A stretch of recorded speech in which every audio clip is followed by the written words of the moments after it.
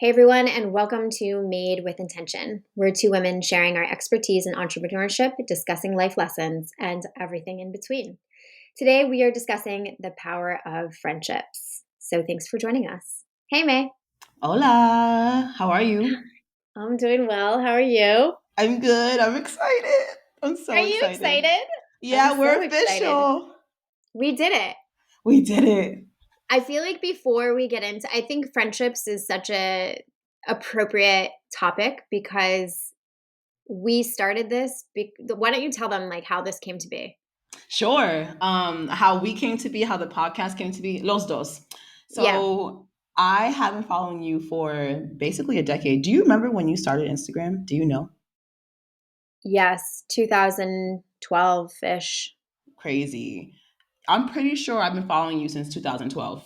Like it was early in the game. Yeah, Oh my crazy. God. And I remember I always had posted your content. I would always tag you the same way I post anyone else's, stuff that I like. I have been on vacation with my guy friends and we have done your videos at like 11 a.m. on a Sunday and they've been down to do yoga with me.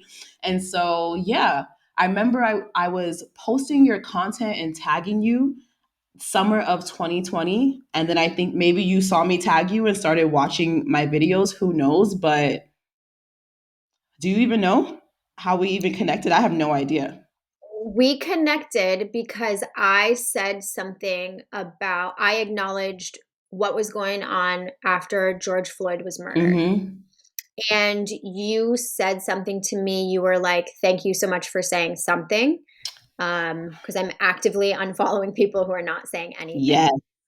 And that's how we started talking. And we kind of went back and forth that way. And then I started following you. And I just remember feeling like everything you posted was so authentic. Like you could just tell nothing was contrived. And I resonated with everything that you were saying. And I was just like, how is it taking me this long to find this person? And I'm so glad I found you. Because we found each other at the perfect time. Uh, Yeah. so blessed. Yeah. And then boom, Costa Rica. Also so blessed that we got to meet in Costa Rica. And I have yet to see you in the United States, which is crazy. Let's just keep it that way. Um, Honestly. yeah. So what happened was like it's the craziest thing because I think most people, like normal people, would probably be like, "Wait a minute, you met someone online in Costa Rica? Like you went on vacation with a complete random stranger?" Yes, I did. But would I do it again? Yeah, I would. I was just going through it. I think like every year I tend to push myself a little too hard and I find some burnout. And then I'm like, I gotta get away, I gotta do something to reset my soul. And I remember, I think I reached out. Did I reach out to you? And I said, hey, would you want to do something weird and go to Costa Yeah. Rica with me? And Yeah. I think it was like less than a month away, and you were just like, "Hey, would you be down to meet me in Costa Rica?" And I remember I was on the way to the States anyway for my birthday weekend, and I was like, "Oh, okay, well that's perfect timing right before I go there." So, boom. Yeah. Boom. So we spent some time in Costa Rica, had the best time. And ever since, we've just kind of been going back and forth. We've worked together in various capacities. I really trust you as a sounding board and a confidant. And, whether it's about, life stuff or business stuff, I always feel like I have someone I can go to. And I hope you feel the same way. Absolutely, you already know. And so this past I mean these past couple years have been tough because of COVID, but for whatever reason, I don't know if maybe we all had this false sense of hope, but it was 2022, about to be 2022. I felt like, okay, things are going to change. We're going to get back to normal. And Mhm. then January hit and I was like, oh, nothing is back to normal. And I just had this like sense of doom. And I just remember reaching out to you a couple weeks ago and I was like, what do I do? What are we all going to do? And you were in a funk too, which is so rare. It is. It's rare, but it's also like I get in my feelings too, and it definitely happens that I get down, and people are usually always so surprised by it. Or if I say that I'm stressed, like when you were like, I just don't know what to do. I'm like, me too. I was stressed because I was in a funk. That's how I get it. Is because it's so unlike me. Then I'm like, well, this isn't me. So why am I here? Right. And then you're kind of even more stuck, right? But yeah, it happens, and it's also. I mean, I think with our friendship, one of the great things is that it's very validating. And a lot of the things that you go through, you'll say them to me and I'm like, same, or I'll, vice versa. And yeah, I think that's the highlight for me is, and we'll obviously get into this, but finding friends who, not to say you trauma bond or stress bond, but just someone that relates to your experience.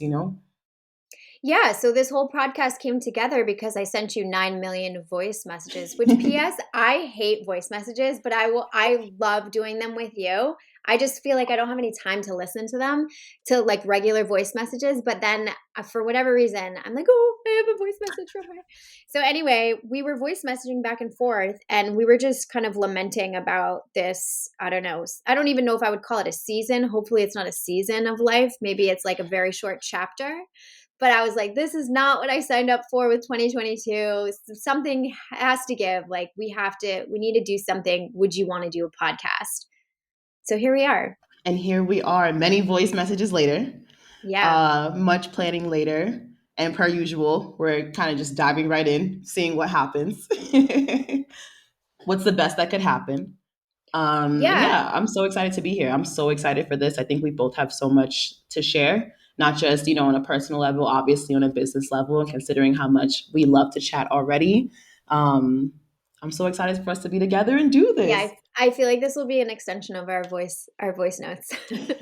Facts. But yeah, so for everyone listening, the plan is we're going to do this season. We have all these different things we want to talk about. And we may have a surprise for you at the very end of the season. I don't know. So One here we surprise or go. two. So let's talk about this particular episode. We wanted to talk about friendship. Um, and I feel like as an adult, it's really challenging to make friends the older you get because in school, as a kid, you just have these built in friendships, whether it's from classmates or extracurricular activities.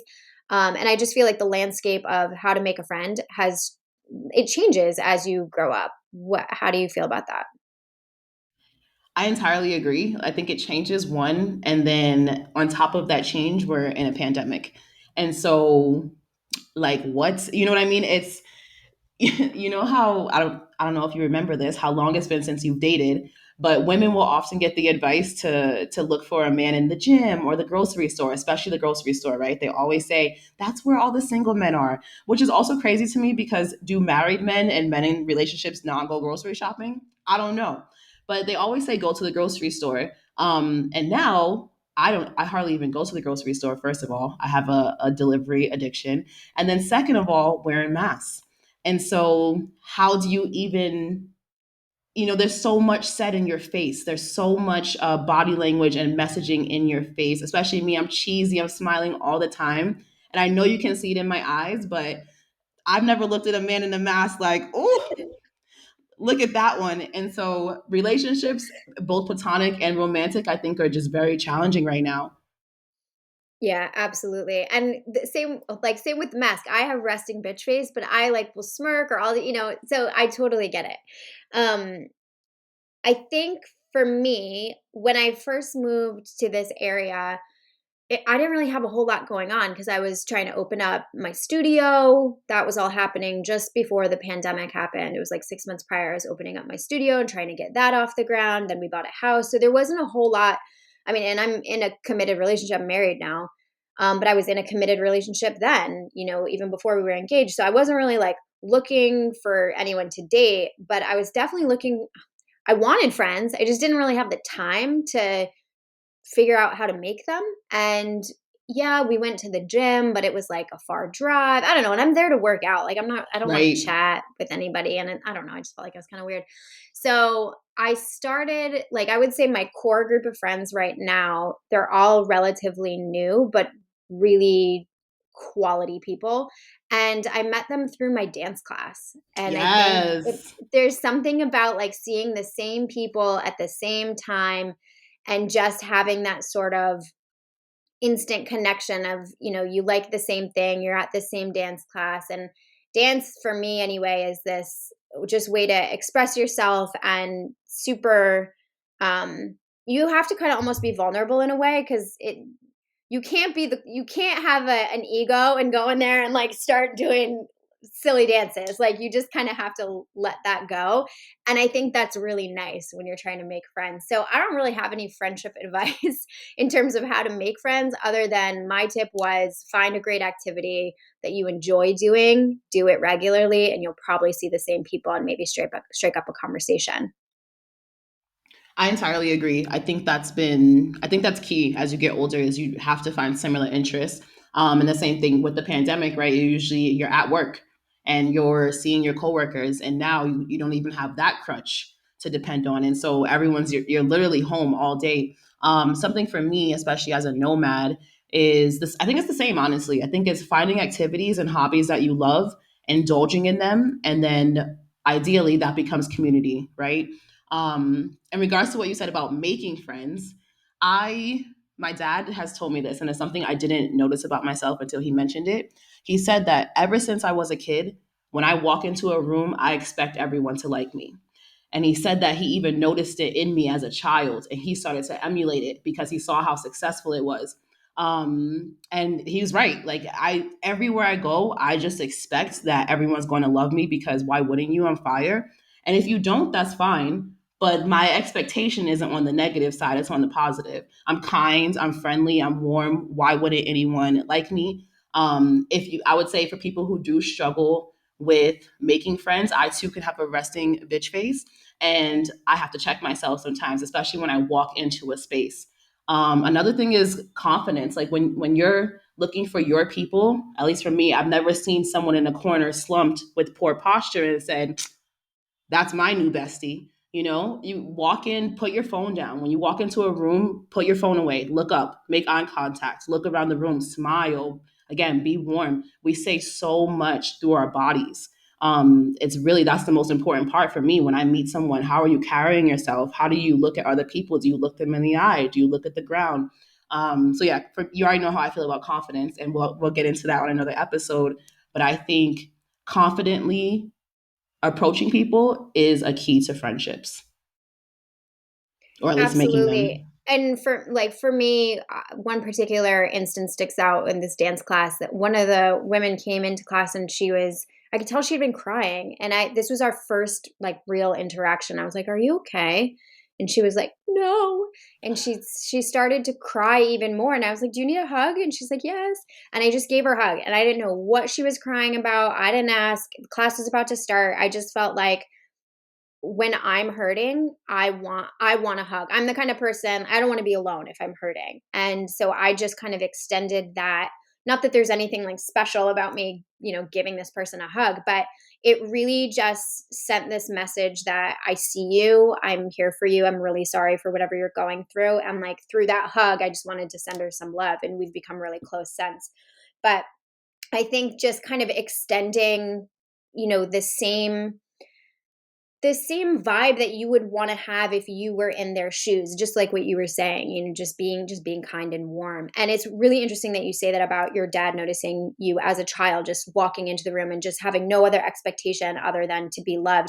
I feel like I was reading something about that, like children just inherently will walk in Oh, and they're just like, here I am, like they're not trying to prove anything. Like I guess maybe they haven't learned that you can take on different personas, you could act as if, or you could be anything other than who you are. So I think that's just kind of walking in and being who you are and being confident in that. There's something to be said for that, for that sure. makes sense. They haven't been tainted yet Right. Right. by the cruel world. I want to go back to, for anyone who doesn't know you, you mentioned, my life as a nomad. Why don't you just quickly explain what that is? Because I think for people who may not know you or who don't know that lifestyle, that might be like, wait, what? Absolutely. And even some people I explain it to and they have no idea what I'm talking about. And they think that I am just a vagabond, basically, which I am kind of. So I'm a digital nomad. I've been a digital nomad for about almost 6 years, actually, which is crazy.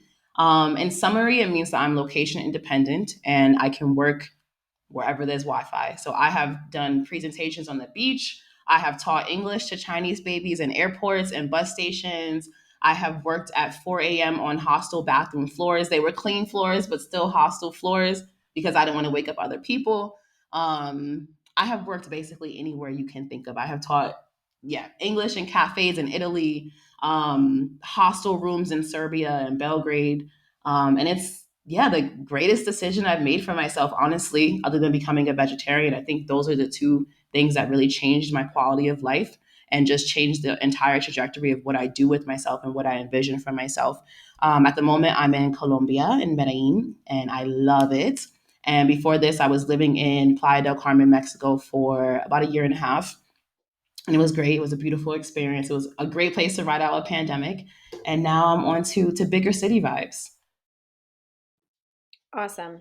So in terms of friendship, like how does that work for you? I know you're super independent, but what tips would you have for anyone who is either trying to emulate that nomad lifestyle or just somebody who's taking a solo trip or I don't know, maybe a trip with one single friend or their significant other? How do you make connection when you are abroad? So, a few things. Um, the easiest, honestly, is Facebook groups. Travel and nomad life is the only reason I still have Facebook because it really is necessary. For example, the woman who does my nails here, I'm very particular and I was shook about finding someone new. And I asked the group, it's called like digital nomad women in Medellin. So very specific. And I asked, and 10 different people recommended her. So I was like, oh, she's the one. These are the people who are going to know every answer. They're going to know where to get your nails done, where to do your laundry, all that great stuff. And it's key. So number one, if whether or not you're considering nomad life or if you are a nomad, you got to get into Facebook groups, at least in the beginning. With that, just a bit of etiquette, you know how you and I are with social media etiquette. Don't ask anything that you can Google. I asked for a nail woman. Like I asked who was the best. I said I'm very particular about my nails. I'm very particular about the health of them. I was specific. I wasn't who can do my nails in Medellin. You can literally Google that. And so just a little friendly reminder there. In addition to that, Instagram is cool. Following event pages, looking for event pages within the place that you're at. I literally, if I get to a new city where I don't know anyone, go on Instagram, search for that city, and just go through the pictures and see who's around. I've also gone on some great dates by doing that and seeing different men recent, tagged yesterday in Medellin. Okay, slide in those DMs. Don't be afraid. The worst that can happen is they don't answer you. Like, okay, that's not even rejection. You know what I mean? That's just they didn't answer you. Who cares? So all that to say, the biggest part of this with putting yourself out there is like, don't care. No one cares. If you act a fool, it doesn't matter. You're in a foreign country. You will never see them. You may not even have ever met them in person. In addition to that, it's the same like you said. It's hobbies. It's diving into events. If you're into art, go to art galleries. If you're traveling as well, something huge, huge, huge, especially for Americans, when you land in a new country, you do not have to go find Americans. You can make local friends, believe it or not. I know more Colombians here than I do expat or nomads, rather, or immigrants. I know more locals. I don't want to speak English. So immerse yourself as well in the culture and open yourself up to making local friends because otherwise, I mean, why'd you travel if you were just going to surround yourself with people who are from where you're from? Um, and then honestly, like I said, just being warm. Most of my friends I attract. I don't find friends, they find me. And luckily my whole life I have attracted the greatest friends. If there's anything that I'm known for, it's for having great friends, whether that's digitally or in real life. And that's all through attraction. It is through me being warm, me being loving, me treating people how how I want them to treat me. I lead with love. And if I need to get spicy, I get spicy, but I don't lead with the spice. The spice is the Right. follow up. Yeah. I also think even if you're not, for anyone listening who's not a nomad, I think travel is one of those things that if you do it a certain way and you get out of your comfort zone, it really keeps your ego in check.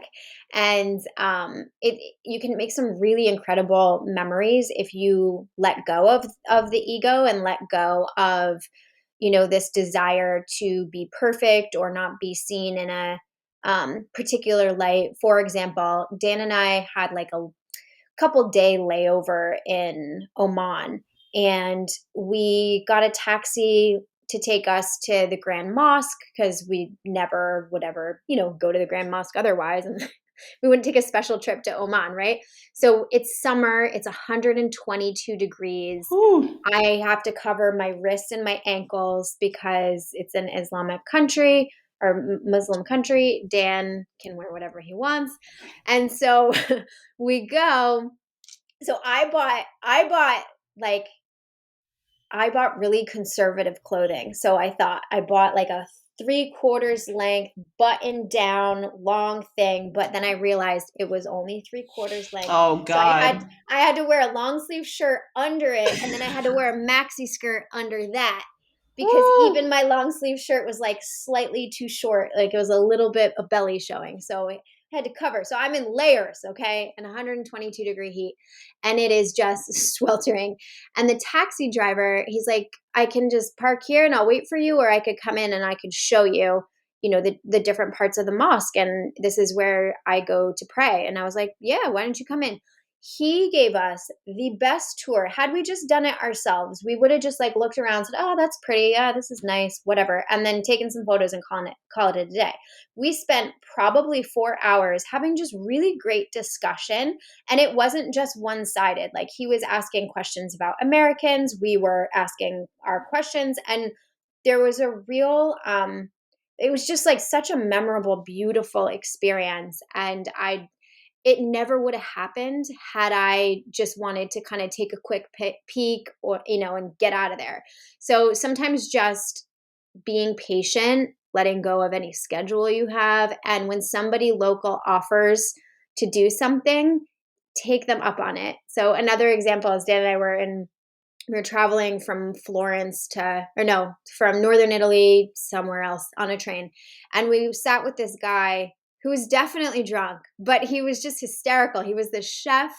He went by the name Duck, and he was he was this Italian guy that just taught us everything about the different towns we were passing through, and wanted to invite us over for dinner. We didn't take him up on it because he was in a totally different town, but it was just a really nice, memorable connection. And again, had we just said, oh, we don't want to be bothered by this guy, we never would have had that great experience. So just by putting down your ego and being willing, I think, to speak a little bit of the language, put yourself out there, be a little vulnerable, you can definitely make some really good connections.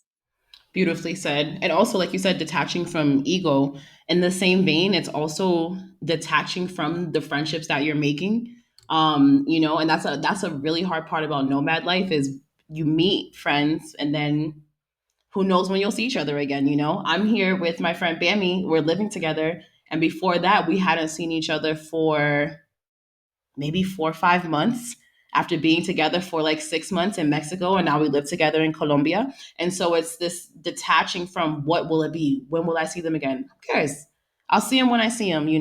And also on that note, if for anyone who is interested in pursuing a similar lifestyle, a nomadic lifestyle, or even solo travel. Solo travel is the greatest way, like Candace said, it's the biggest ego check, but it's also the greatest confidence boost because you got to be resourceful. Like there is no one with you to discuss things with. You're not going to sit there and text your friends, what should I do right now? They don't know. You got to You figure it are the out. friend. You, You you are are the friend. your own friend. Yeah. You are your own friend. And so on that note, solo travel life, it really gets you comfortable being your own friend. I've had some lonely times. Now it's to the point in my nomadic journey, which is actually crazy to say. There are a few places that I can go that I don't know anyone or that someone doesn't have someone waiting for me. You know what I mean? But that's a result of me hopping around and making these relationships. But in the beginning, lonely. So Saturday nights in, Friday nights in, or finding random cafes or going to events and you don't know how to talk to people and you're in the corner just being, what do I do with my hands? It's an awkward time. But when I tell you, I learned about myself. Like I learned so much about myself and I chose growth over company. And as a result, I am my best friend now. I used to have so many people I would say, that's my best friend. That's my best friend. I am my best friend. And so if you need help, learning to be your best friend, I can't recommend solo travel enough. Yeah, I totally agree with that. I've done some solo travel. My first like big one was when I was 16 going to Costa Rica and doing that study abroad. And granted, like I eventually found friends, but I was there by myself. Like you're all, we're just in this one body. And then I didn't do another big solo trip until after I got over Lyme disease and I went to south of France for a little bit. And it was just like a long weekend, very safe place, very good place to go if you're going to do your first solo travel in a while. But I just remember like walking around and going to dinner by myself and going to the beach by myself. And it was lovely. And I think there's also something to be said for that kind of charming awkwardness that comes when you start to meet people, when you're by yourself and you're traveling and you have to be like your own hype woman and make friends, and there's always that awkward time. But yeah, I think it's really important again to just check that ego and put yourself out there. And I think that's also the friends I have now feel like such better quality than when I was super young. And I think, in my 20s, I didn't really know who I was and I wasn't very secure with who I was. Um, and I wasn't really willing to put that armor down and take that ego down. And so I don't know, I just feel like I'm a different person and I have a better connection to myself. Therefore, the connections that I have with other people are stronger and just better quality, if that makes sense. It entirely makes sense. It's like as you are more secure in yourself, then you attract people also, I hope, who are secure in themselves, which I feel leads to more harmonious relationships. And also, some people, a lot of people say, or like you see memes and they're like, travel the world because you can show up somewhere and be whoever you want. And that's true. That literally is true. You can be whoever you want. For me, my solo travel experience solidified who I am. Like I never did the eat, pray, love where I'm going to, find myself. If anything, I was exploring myself, but I didn't have anything to find. And I had a friend who visited me when I was living in Cambodia for like 7 or 8 months. I got a contract there to basically overhaul a co-working and co-living space. It was like a boutique hotel. It was doing horribly. When I came in, they had a 6% occupancy rate, which is insane. And when I left, it was over 100 because there was a waiting list and I had them set up with $50,000 of projected net rev for the next year. And then they ruined it after I left and then they closed. Because of karma. You feel me? The karma. But anyway, I had a friend come visit me while I was living in Cambodia and I said something to someone and she just looked at me and she was like, I love you. Like, it's just so crazy how any place I see you, you're you. There was no change in me. If you see me online, if you see me in person, if you see me in Cambodia, you see me in the States, I'm the same person. And so I hope that for most people, it helps them. Again, it's not finding yourself, it's coming home, you know? Mm. Do you have any tips, any other additional tips for making friends as an adult? Oh, any other tips for making friends other than what I said? It's really like you said. I mean, it's the vulnerability. It's tough. It's putting yourself out there. It's being vulnerable. I'm much better at making friends abroad than I am in the States. No competition. And I think that that's a result of environment and the people who are in those spaces. And so for people who like how you mentioned, how can you find friends when you live somewhere?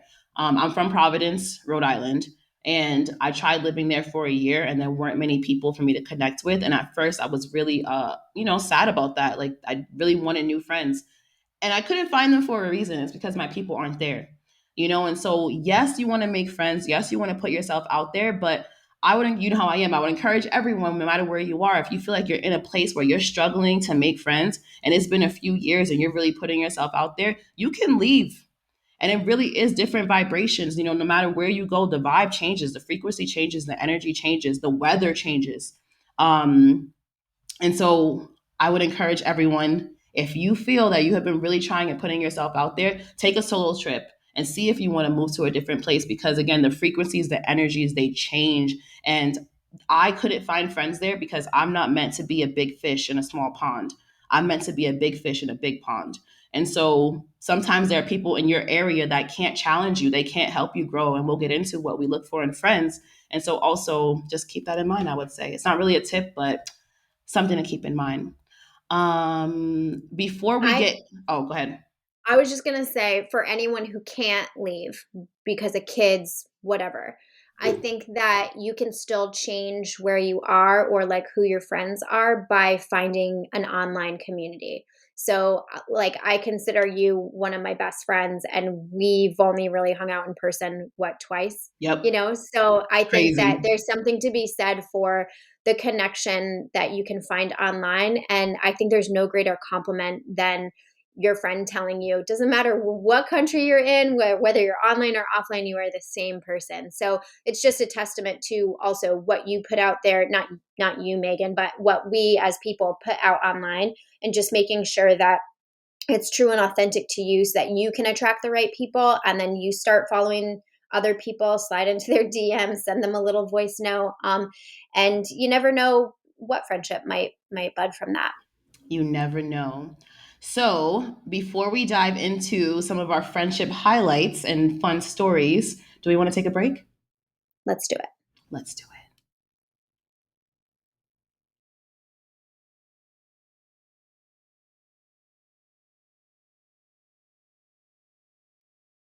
The last few years have been really challenging for many of us, and so many people have been struggling with their mental health. If you're struggling as well, BetterHelp is offering our listeners 10% off their first month with code YBC. All therapists are licensed, accredited professionals, pay a low flat fee for unlimited therapy with your therapist, and communicate with your therapist as often as you want and whenever you feel it's needed. To check it out, go to betterhelp.com and use code YBC for 10% off, or click the link in the show notes. Again, that's YBC for 10% off, or click the link in the show notes. All right, so let's get into the fun stuff. Do you have a story or a highlight that comes to mind, something that just made you tingly inside that a friend did for you? I totally do. I I don't know, maybe I was just super busy in my 20s or even in college. Like, I was a mess in college. So I just feel like now I have the financial means to make somebody's day if I want to. I have time. I know the importance of like a great friendship. So it's my mission to just have to make these kind of memories that my friend made for me. So I got engaged this past summer, and I, sent a photo to my friend on the day that we got engaged. She's like, "Oh my god, I'm so excited for you." She's like, "Let's celebrate." And so I said, "Okay, let's have a drink. Let's go out." And I mean, I don't really drink that often, but I was in such a celebratory mood, and she was so equally happy for me.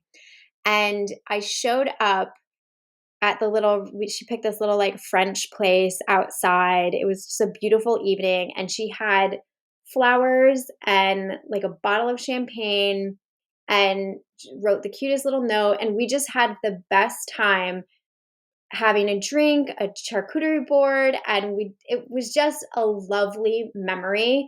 Um, and I was just so thankful that she went so out of her way, like drove across town to get flowers and bought a bottle of champagne, like all these little things that meant so much to me, and just made it wasn't really even about the things, but it was about the effort and the fact that I felt so celebrated and so loved in what was one of the happiest days of my life. And it was just so beautiful. So yeah, that's one of my most recent favorite memories. I love that. The highlight that, well, a big takeaway that I took from that was you had someone who was genuinely happy for you.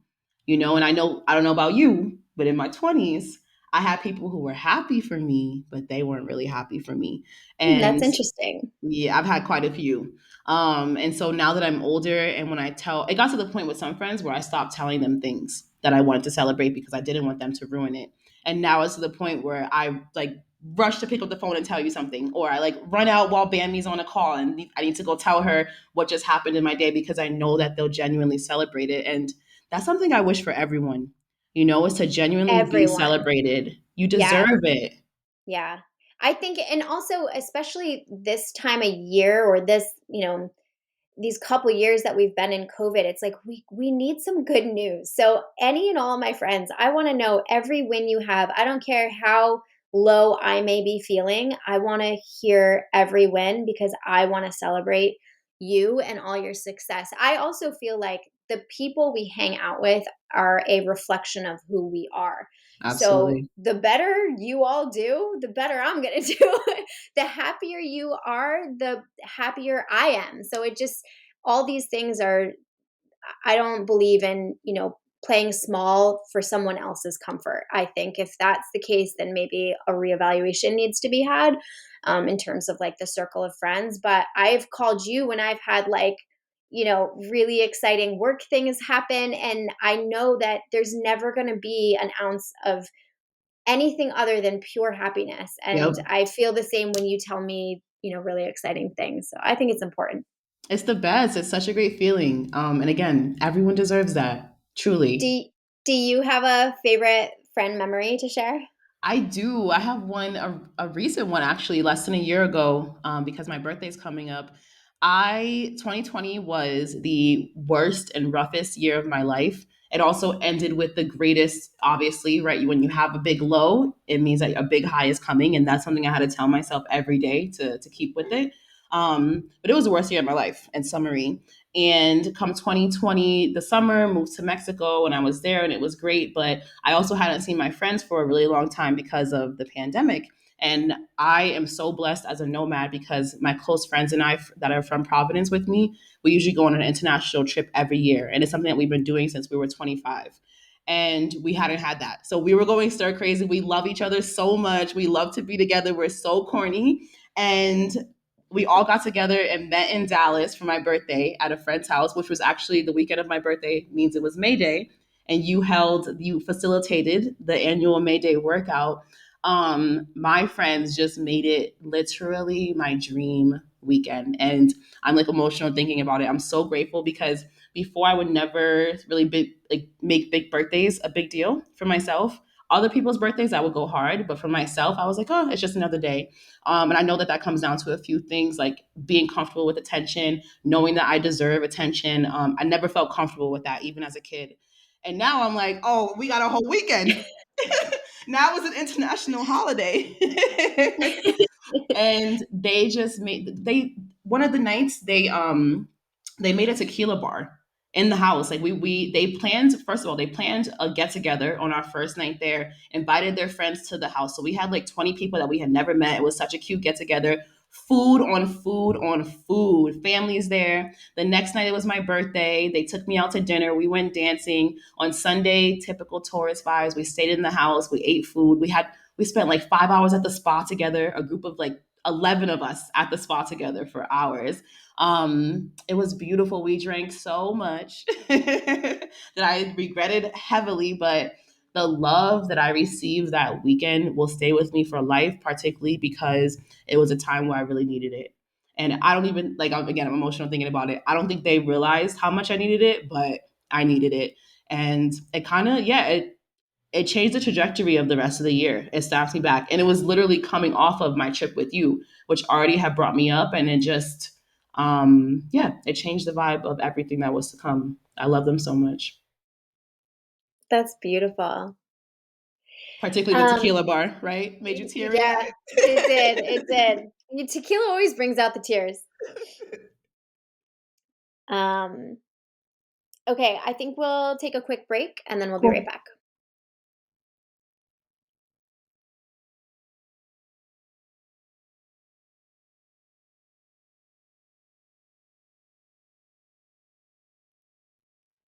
One of my favorite topics as a coach and educator is productivity.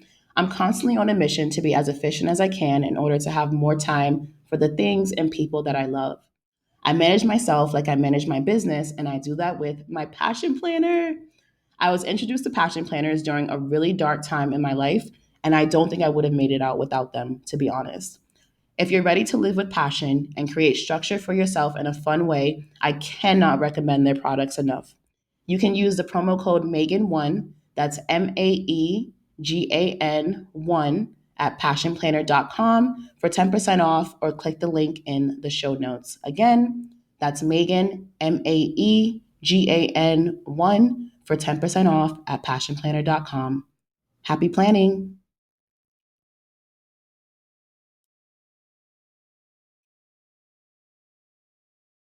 Let's talk about the importance of keeping a clean circle of friends. And what I mean by that is, what do you do when friendships seem to either have run their course, or maybe you guys are just in totally different spaces? How do you create space or set boundaries or move on? Whew, so this is something that I have a talent at, but also now that I'm older and I've worked on myself, I would go about a lot of situations differently. So in the past, Megan was known for having a very sharp knife and cutting anyone off who crossed me in any type of way. And I don't mean that to say that I'm very quick with cutting people off. I am one of the most patient people you will ever meet in your life. And so if my patience has been tested, it means that I've been pushed farther than the average person. The contrary to that though, in the past, I had a problem speaking up for myself. And I would let little things fester and not address them and not address them. And then they're a big thing, right? And so I don't recommend going about it this way, but a caveat, if you need to, hey, at the end of the day, you got to do what works for you. So for me, I again, I'm very patient. In the past, I would let people show themselves. That's something I always do. I'm not here to coach anyone. I'm not here to push you. I want to see you raw. I want you to tell me who you are, and I'm going to listen. And so I let people tell me who they are. I watch their behavior. I watch how they speak about themselves. I watch how they speak about me. I watch how they react to good news. Those are very, very important things to me. And so if over time I'm noticing different little things that aren't sitting right with me, and I'll do a little test. It depends on the friendship, of course, but I'll start to put things out there to start to get feedback or say, hey, do you ever notice that? Or sometimes I feel like, and based off of that reaction is how I know. And so I've had people scream at me and cry in voice notes because I've expressed myself. And I've said, hey, they come to me with something and I express my opinion on it, or I let them know how they made me feel about something. I have been like cried and screamed at on a voice note. And so that you just told me who you are. You told me that I can't express myself and I will cut you off. I'm the So type of this is something where they have shared something asking your opinion and you've shared your opinion, or this is something where they've been treating you a certain way and you have politely, or I don't know, you've essentially called them out on it. I've called Which, them out on it. okay. Yes, and I've called them out on it, and that was the usual reaction: is I would get yelled at or screamed at. I tried for a few years with this particular person, and it got to the point where there was no conversation to be had. You know what I mean? And sometimes, yes, we love closure, right? We as humans, we crave it. We want closure, and that's great. And we want to have a conversation, and we want to know, why'd you say this, or you didn't do this for me. That's great, but at the end of the day, sometimes there's nothing to talk about. And so in 2020, I had to release a lot of friendships, and all of those friendships, there were no conversations at all. They were blocked. It was cut. It was done. Most of them, they came at me with something disrespectfully, and I didn't like the approach. And when I explained it again, they had a problem with it, and so I will quietly remove myself from the situation. And I have no regrets about it, because when I think about each of those people, the first thought that comes to mind is, wow, I'm really happy that they're not in my life anymore.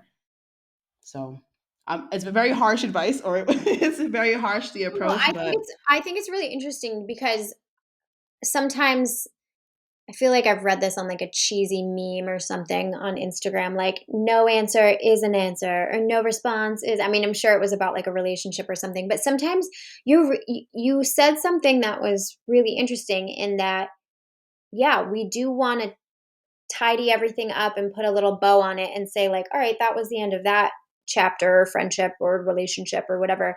But sometimes there's no need. Sometimes just that can be the end, the screaming match or the silence or the, I'm done here, the end. And I'm curious too. I wonder like what happens in our brains, because I'm thinking from a fitness perspective, because that's what I do. When you learn a new, or a posture, when you learn a new movement pattern and you're trying to teach yourself to reposition yourself in a more optimal way or an efficient way, your brain is literally creating a new neural pathway, and it needs to do it a million times. That's why they say like practice makes perfect. You got to repeat and repeat and repeat, so you no longer have to think about it, you just do it. You've created a neural pathway. And so I'm wondering if the reason why we go down these rabbit holes of wanting, to tie the little bow around the friendship or the relationship that's ended, I'm wondering if there's something in our brain where we're like, no, no, we can't let it go. And we always keep going back to it and revisiting and revisiting. And at some point, if you just stop thinking about it, stop mulling it over, stop beating a dead horse, eventually you've focused on something new and you've created new neural pathways. And before you know it, you're not even thinking about those older relationships or friendships. And that's exactly what happens, right? Like when you stop talking to a guy, or you let go of a friend in the beginning, you think about it so much. And I know that I still think about what they said and what I said and how they treated me and how I was so great to them, right? Because I'm perfect. Right. And over time, it gets to a point where you don't even think of the person unless someone mentions them to you. And you're like, oh my God, that person exists. Mm-hmm. I That's hope so anyway. interesting. Right. So you edit by, so that's how you used to do things. Yeah. Is that what you said? And now it's Yes. different? Now is my approach is different. The I would say that the criteria is still the same, other than I feel like I've added more as I get older. I have a guy friend who tells me that the older I get, the more standards I have, and I'm like, duh, what are we here As it for, should be. Yeah. right? And a big thing for me, especially right now, which I'm sure you understand, is you got to be driven. It doesn't mean that you need to work for yourself, but I will say that the majority of my close friends are entrepreneurs or solopreneurs or freelancers. Regardless of whatever it is that you are doing, you need to be driven. I cannot have anyone around me who just waits for life to happen. That's okay. If however anyone wants to live is fine, but I'm very sensitive to energies, and I got to keep it clean around me. And so ambition, drive, those mean so much to me. People who are self-starters, some people need you to feed them for them to get the energy to do something. That's my vibe. I need people who can start themselves, and then we can hype each other up along the way. You feel me? So those are really important to me now. And then the usual, I'm huge on, again, how people speak about themselves. And we all go through tough times in our lives, of course. But I've had friendships where when I met them, they were the most confident person I could have ever met. And over time, the way that they spoke about themselves got really depressing, because if you speak about yourself in a negative light, how are you going to speak about me? And I'm great, so you're definitely not going to speak down upon me. And yeah, so as I get older, I feel like I get a few new standards, but for the most part, I just hone in on those standards that I already have. And it's really how you treat yourself, how you treat others, and how big of a dreamer you are. I need people around me who dream big. For anyone out there who struggles with that self confidence or self talk, what tips would you have to kind of shift the mindset from, ugh, I can't do this, ugh, I'm not a self starter, ugh, I suck at XYZ, or whatever other negative? Maybe give some examples of how people are talking down to themselves, because sometimes it's just a part of who we are and we don't even realize it because it's just been, how we've treated ourselves for so long, we don't realize the energy and the the meaning of the words of what we're saying. Okay, I'll keep it concise because I can talk about this for days. One way to be clear or to reevaluate how you speak about yourself. This is something that people say often. I don't necessarily agree with it for myself, but I get the thought behind it. And it's to think about what you say and how you would feel about saying that to a friend. And so, you know how some people are like, oh my God, I'm so dumb. You will never hear me say anything like that. I am so intelligent. I was born intelligent. And so some people are like, oh my God, I'm so dumb. I can't believe I did that. I would never go to Candace and say, oh my God, Candace, you're so dumb. I can't believe you did that. I would never say that to you. And so it's wild to me to even, fathom speaking less about myself than I would about another person. So that's one is think about what you say to yourself and apply that to another person. Would you say that to your friend? Would you say that to your family? Another is honestly, I would say look at what you say, but also how you feel when you think of big goals. So for me, if I think, oh, we're going to launch a podcast, right? Do you get excited and like tingly inside because, which we were, because we know we can do this, we can do anything, we can do anything. Or do you think of a big goal and you instantly think of the ways that it was going to go wrong? If you think of a goal and your brain's first thought is, okay, this could go wrong, this could go wrong, this could go wrong, that's every indication right there that a shift needs to happen. And I am a firm believer that that all comes down to self love. Because same with discipline. I think that discipline is attached to the level of love and value that you have for yourself. Um, so if you're having those thoughts, they're entirely normal, but they gotta change entirely. I truly believe that they hinder you. And so a practice that I do for myself is any negative that I say about myself or any person, I'm human. I still get those thoughts too. I just react to them proactively as I can. So if I say or think something negative about myself or another person, I immediately have to follow up with three positives. This is something I've been doing for 2 years now. I literally, for every single negative, I do this sometimes half asleep. I have to do it. And so, like earlier today, I think I was looking at my face and I was like, "Ooh, I'm getting like, I wasn't pressed. Like, I wasn't like, oh, when am I going to get Botox?" But I was like, I'm getting a wrinkle in the middle of my face. And I was like, that's cool. But also, your skin is glowing. Your lips are plumped. Your eyes are huge. They're beautiful. They're gorgeous. Look how great your eyebrows look. They have to be followed up. It's the same with a person. Sometimes, like, I'll look at someone and like, oh my God, that's a crazy outfit. Okay, but they're wearing it with confidence. Look at the colors. I still have those thoughts too, but I change them. I proactively address them. The thoughts are normal. The thoughts are human, but what you do with the thoughts, that's your choice. And so, yeah, don't get lazy with your thoughts. It takes work for sure.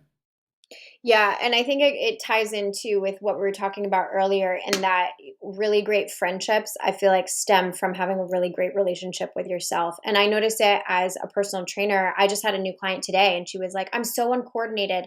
I was literally just asking her to step left and right to do banded steps. I'm like, "It's right foot, left foot. You got this. It's not that you're uncoordinated. You just haven't done this exercise before. So give yourself some grace." And she said another thing. She was like, "Oh, you probably think I'm so dumb." And I'm like, "No, no."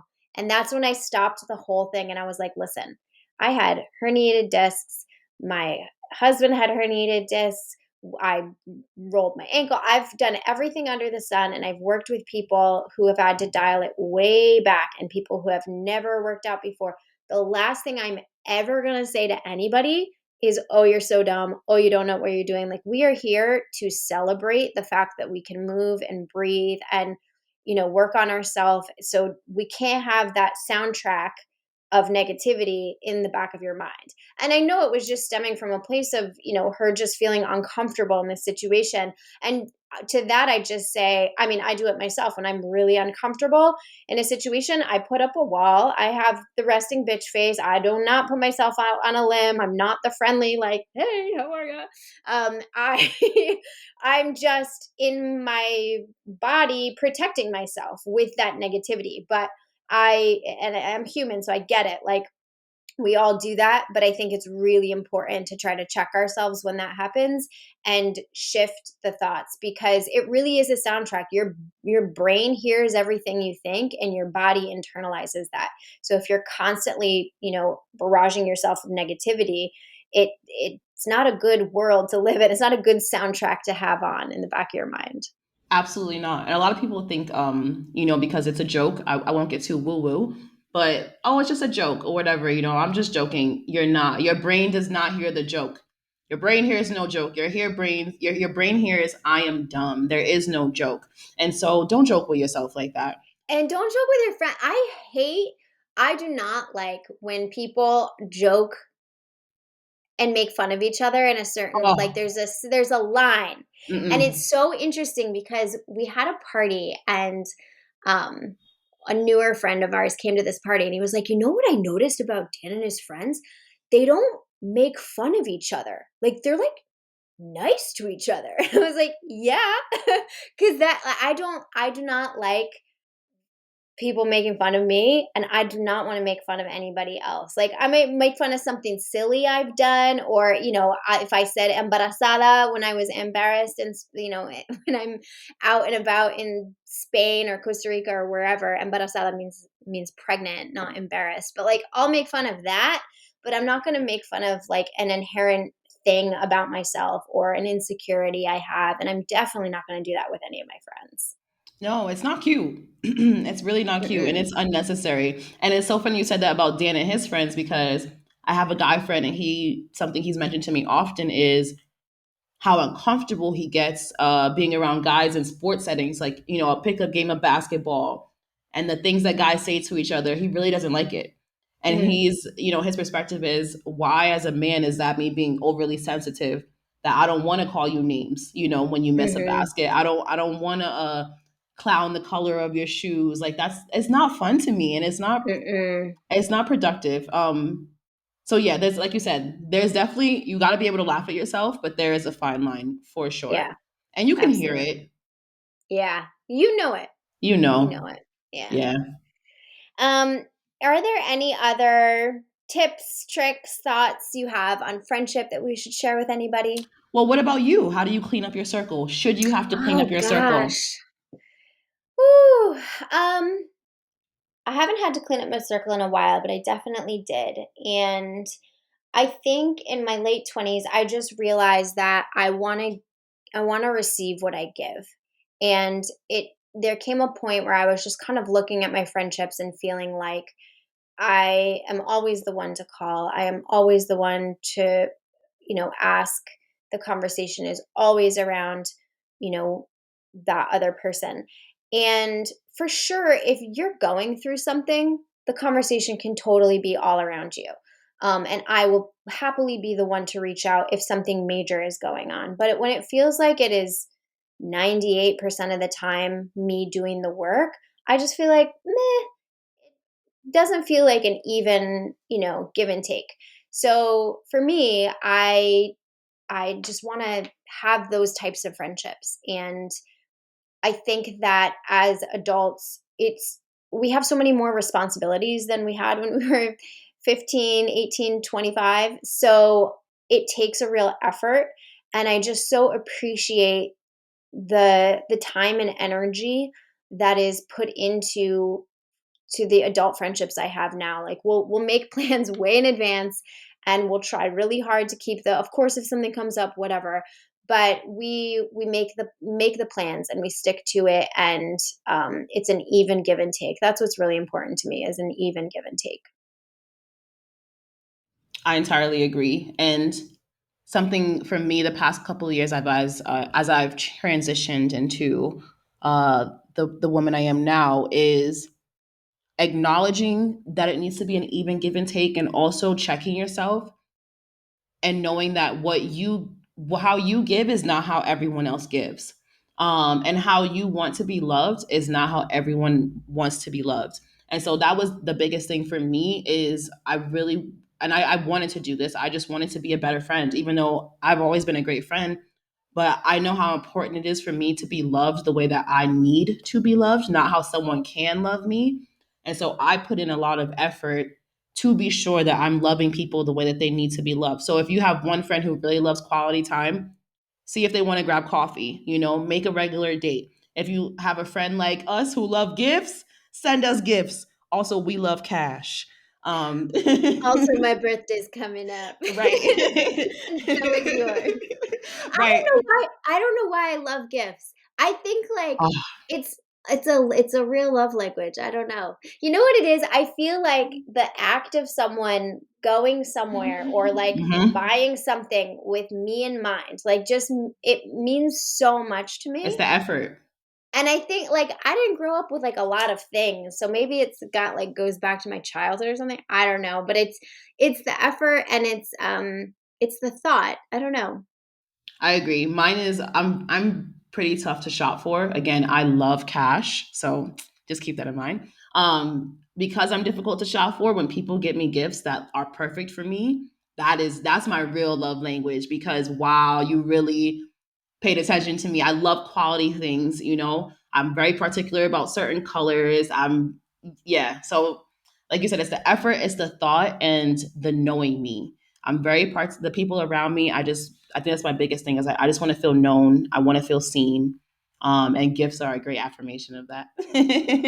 But all that to say, see, really, really see how your friends want to be loved and love them in that way. Not just in the capacity at which you're able to offer them love or how you want to offer them love.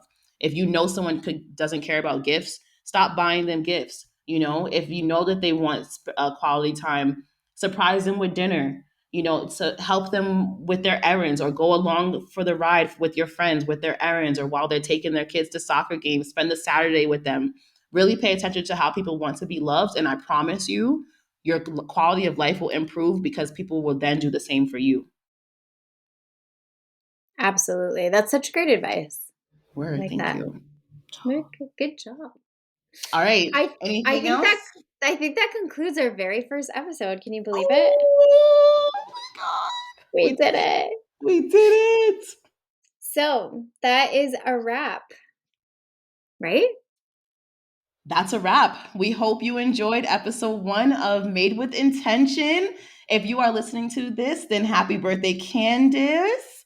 We will be back next Monday with our episode on one of our favorite topics, business strategy and all the things that come with it. Until then, you can follow me on Instagram or TikTok at Made in America. That's Made, Maed in America. And you can find Candace at YogaByCandace. That's Candace. You can find her on Instagram and TikTok. And we will catch you next time. Ciao, ciao.